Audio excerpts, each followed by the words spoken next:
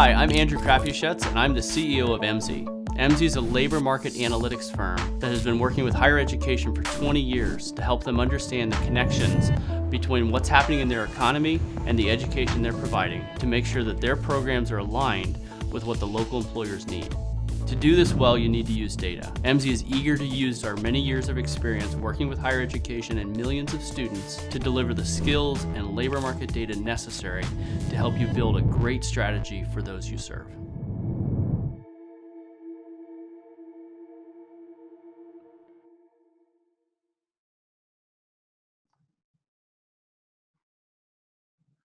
Hello, everyone, and welcome to the session titled Leveraging Dual Enrollment to Strengthen Partnerships and Pathways. My name is Debbie Gertis, and I'm the Early College Coordinator for Washington State Community College in Marietta, Ohio.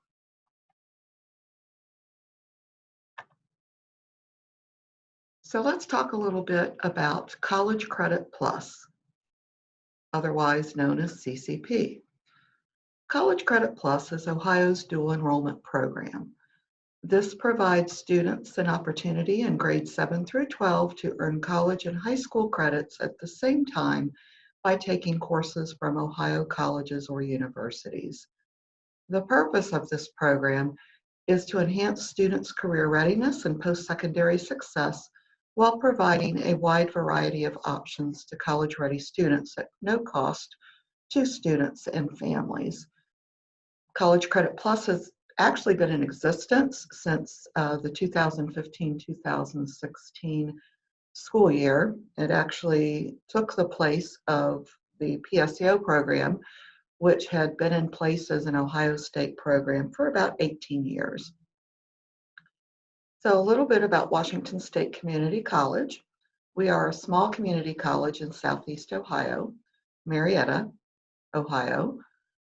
This is just a little bit of a snapshot of our enrollment for fall semester 2020. We had 1,811 students. So out of those students, 972 were traditional college students and 839 were CCP students.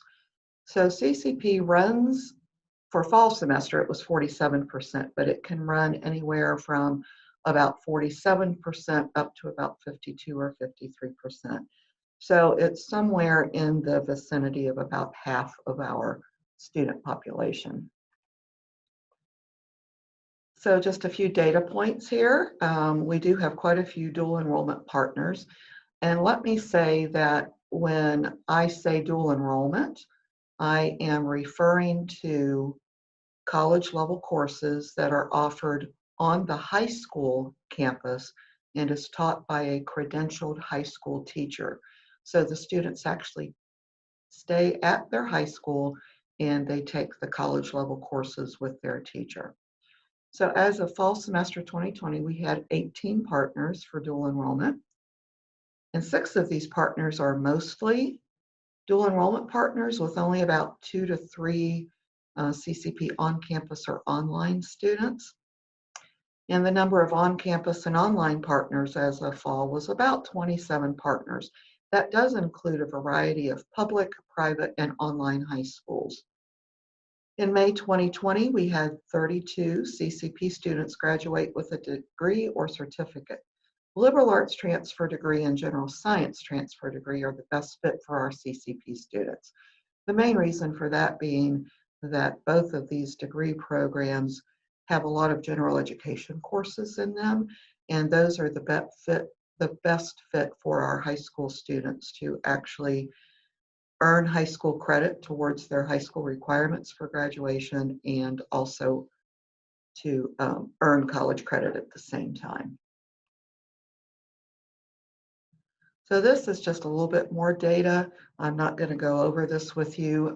I did not include data for 2020, but this will show you a little bit about our numbers that we've had for our on-campus and online students and dual enrollment students since 2016 and kind of the increases that we've seen. So our CCP staff consists of a team of 5. It's myself, the Director of Enrollment Services, and 3 college pathway advisors. So our college pathway advisors also do admissions recruitment and appointments, plus they advise and work with our CCP students. We do utilize support staff for data entry, and they help us with a lot of the coding that we have to do, pulling through applications, entering transcripts, things like that. Each college pathway advisor is assigned certain schools to work with. So we feel that that helps us to get to know the students and the high school staff, which provides consistency. It helps us to know any little nuances of a particular high school. But we are all cross-trained and we can step in and help any student if needed. So my responsibilities as early college coordinator, which I'm sure, any of my colleagues in a similar position, you wear many hats like I do. So I do manage the high school programs. I meet with potential new high school partners. I build and maintain relationships with our high school partners. I do CCP reporting. I'm a testing administrator for the college. We do use AccuPlacer as our testing platform here. I start credentialing processes for our dual enrollment instructors. I also help track the dual enrollment classroom observations by our faculty liaisons. By the state of Ohio, we are required to do those every year. I also help work on degree pathways, and I also help with tech prep and articulation agreements. So a few new initiatives that we've started. We have applied for an innovative program waiver for next year, focusing on first generation students. So this is a program that's offered by the Ohio Department of Higher Education, and it allows secondary schools and colleges and universities to apply for a waiver from the requirements of the CCP program. Basically, what that means is we do have set guidelines and rules and laws that we have to follow in order for students to meet CCP eligibility and placement and cutoff scores with testing and ACT scores and things like that. With approval for this IPW, then the students would not have to meet that eligibility waiver in order to participate in CCP classes under a designated program. So we have titled our program Class to Career, and we will be focusing on some technical types of courses for these students and majors. So something that our students have been able to do for the last couple of years is they can actually choose one of our majors. And that enables them to maybe start planning a little bit, to maybe knock out some of the prereqs for some of the majors if they are anticipating continuing on at Washington State after they graduate high school. We have developed career communities. So those are core courses within programs and career communities. So we've identified health and business and industrial and different areas like that, career communities. So what that means is, let's say health, for example. There are certain courses, core courses, that are required for all of our health courses. So let's say you wanted to start out in our radiology program. And you take a couple of these core courses and you decide, nope, that's not really what I want to do. I think I want to go ahead and go into nursing. So they can do that. They can switch majors, but those core courses are not wasted. They're going to be required for the nursing program also. So that's kind of nice, especially for students right out of high school if they're not totally sure what they want to do. We are also now using student planning for scheduling and registering on-campus and online CCP students. So that is an online program that we use. We do not allow our students to register or drop classes themselves, our CCP students. We do that for them. They do have to either meet with us, email us, call us, or in some way discuss with us what they want to do. And then we can actually go into the student planning and do that through our system online. New high school partner request. So this is just a little bit of the process of what we do if a new high school reaches out to me and wants information on CCP, or they have a student that's interested in taking CCP courses with us. So that request does come in to me. And usually I gather information needed, just like, the contact person and their information, their contact information, the high school, what they want to teach, maybe a name of a high school teacher that could be credentialed for teaching the course, or if the high school will want to have one of our faculty teach this course in the high school or by online facilitator model. So if they do want their teacher to teach, then I request that the appropriate college transcripts for that high school instructor be sent to me or to have ready when we meet so I can start that process.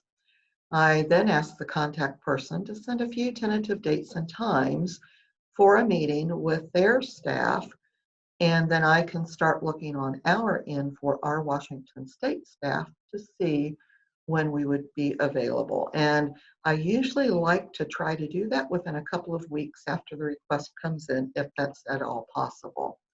So then I work on coordinating the meeting. So once I check schedules, I set up the meeting. We either do that on our WSCC campus at the high school, or, especially due to COVID guidelines, we have done several via Zoom or by Google Meets.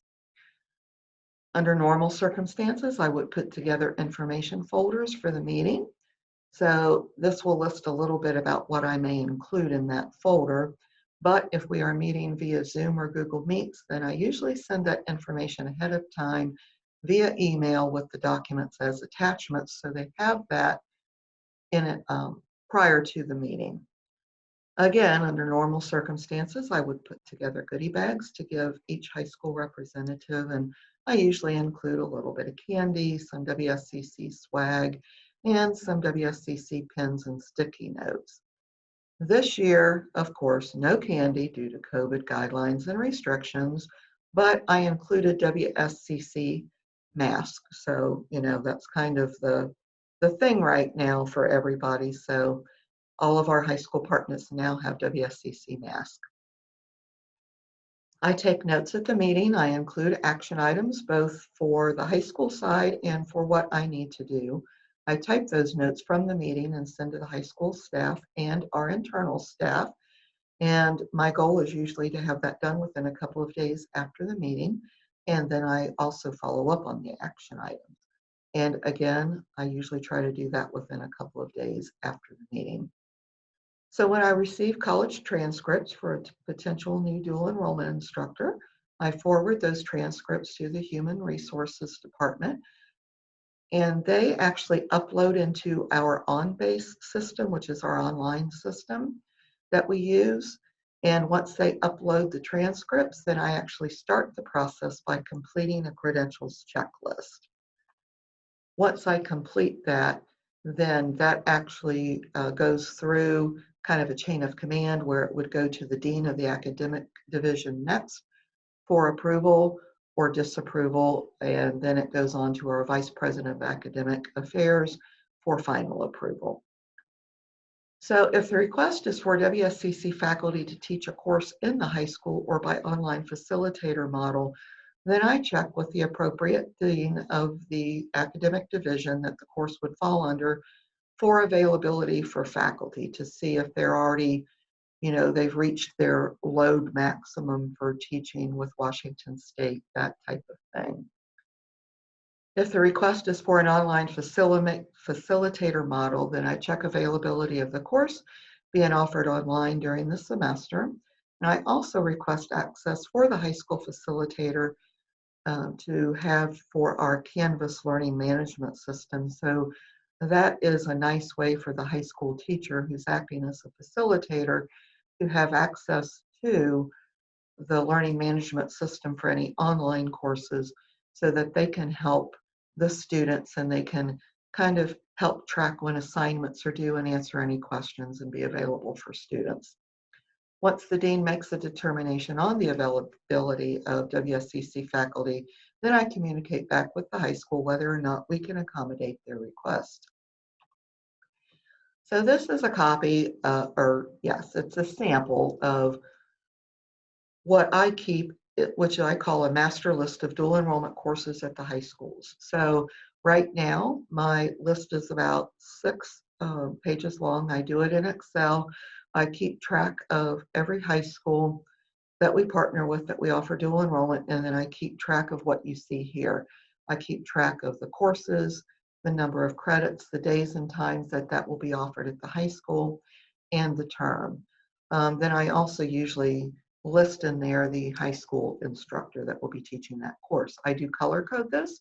Um, the top, it's kind of coming through as blue, but it's really purple on my list, and that will tell you that it's a fall semester course. Below that, the color coding is green, and that will tell you that that's a spring course. And then below that, it's kind of that blue color, and that will tell you that that is an alternative delivery model course, which is going to be either the online facilitator model or where we send an instructor to the high school. So what we're doing to build and nurture our relationships with our high school partners. So dual enrollment. Normally, we go to the high schools and test the students if requested. We also offer the options of testing via Zoom or remotely through Examity, which is a third-party testing proctor for AccuPlacer. I will say that fall semester, we were not allowed in the schools.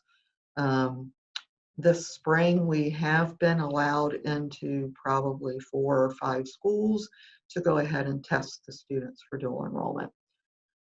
We do the preliminary work of looking up test scores, transcripts, ACT scores, etc., to see if students can be placed into the courses, and then we share that with the school counselors. We do an electronic sharing of class list. It's basically an Excel sheet through Google Drive, so everyone is on the same page when it comes to registering students. So everyone knows who has tested, who is not, who is eligible to take a course, what their test scores may have been, and that type of thing. So then after registration takes place, then we usually go to the high schools and do a dual enrollment orientation with the students. Again, of course, due to COVID guidelines and restrictions, we have done that virtually via Zoom during the pandemic. We also try to visit our high schools once a month to meet with current CCP students and dual enrollment students and potential new CCP students, just to see if they have any questions for us, if they're looking ahead maybe to the next year, what we can answer for them, maybe give them some ideas for scheduling, that type of thing. Some schools have allowed us to do this since January, but most have requested this via Zoom this year. We have CCP visits with school leaders. So myself and our Vice President of Academic Affairs, we usually do what we call a road trip, which is an annual visit in January or February to meet with counselors and principals of our current school partners. A few of those meetings were held in person this year, but several were also held via Zoom. Conversations include what's working, what's not, feedback for improvement, and then I always try to update them on the most current CCP updates and things that may be happening or what we may need to look at for next year. In addition, I try to make visits at least once a year to touch base with school counselors. We pride ourselves on the personal touch and our customer service. We provide CCP hallway partnership banners at the school's request. So it's basically a banner that has our logo on it. It has the high school logo on that, and it says, it's a saying on it that says like, welcome to college. So that students walking in knows that that high school partners with the college and they offer college level courses at the high school. We also provide classroom signs to hang in classrooms at the high school for all dual enrollment courses. In the past, we have designed partnership candy bar wrappers for Hershey's candy bars to give to the school staff. Again, no food during the pandemic. I try to send monthly appreciation items to the school counselors. It could be something just as simple as a cute little motivational pocket card inside a note card. Due to COVID restrictions, we have not been able to do anything related to food this year. These are just a few of the other things that we do. We send holiday cards from the CCP staff to all of our school partner staff. We send cards to school counselors. We send handwritten notes of appreciation to our dual enrollment teachers during National Teacher Appreciation Week. We also send handwritten notes of appreciation and motivational pocket cards to our high school principals for National School Principals Day. We host school counselor breakfast and lunch meetings once a year. This year we hosted a principals meeting. Of course, again, no food allowed. We followed social distancing guidelines, but we did do some presentations and handed out information. And it was a very well attended meeting and very informational. And we had a lot of good feedback from that. We host teams from school partners for tours and presentations and meetings. So that could be anywhere from a superintendent to a school principal, school counselor, teachers from the high school. Again, not this year due to the pandemic, but we usually provide snacks or desserts of some type, depending on the time that we're meeting. And I love to bake, so I'm usually the one that's baking something or providing something for the meeting. I communicate a lot by email with our superintendents, principals, school counselors, and our dual enrollment teachers regarding CCP updates, college updates, deadlines, etc. Last year, I provided a CCP information binder to each school counselor, and that included a CCP professionals resource guide, a copy of the CCP law, ODHE forms that we need to use, any documents that they have, and then any internal forms and documents that we use for the college.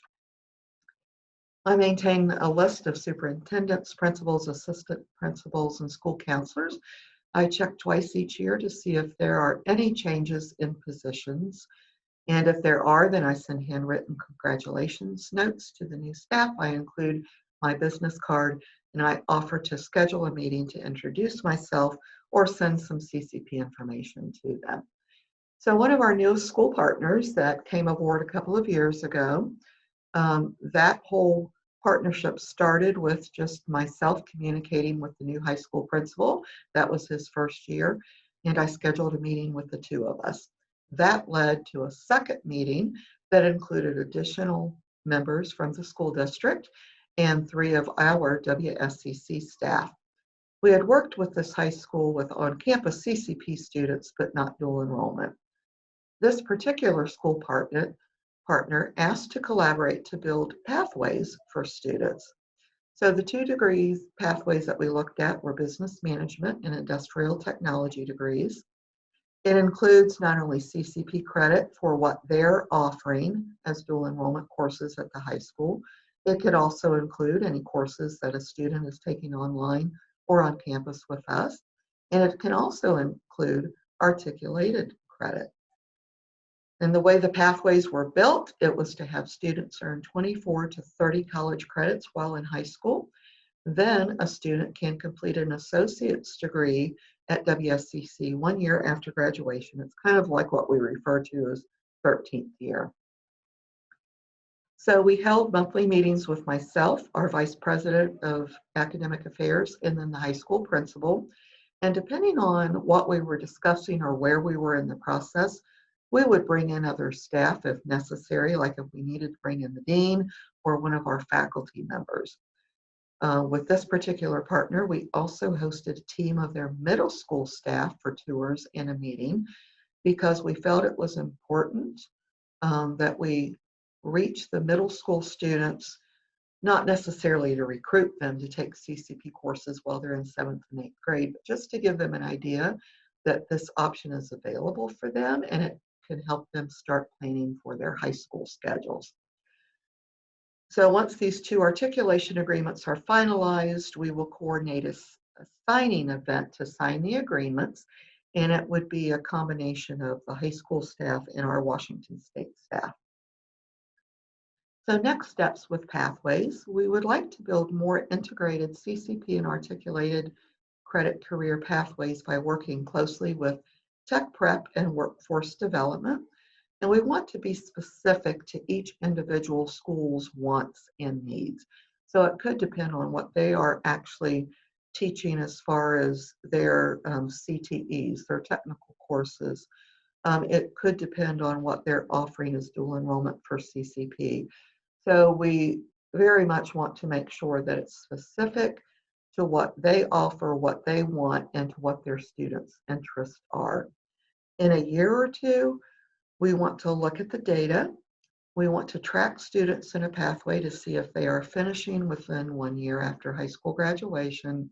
And we also want to track matriculation rates. And then we are already actually starting to look at pathways that will offer industry credentials for students. So we're actually looking at, short-term credentialing where a student may only have to take a couple of courses and they can earn an industry credential and then also earn something for 12 points for high school graduation.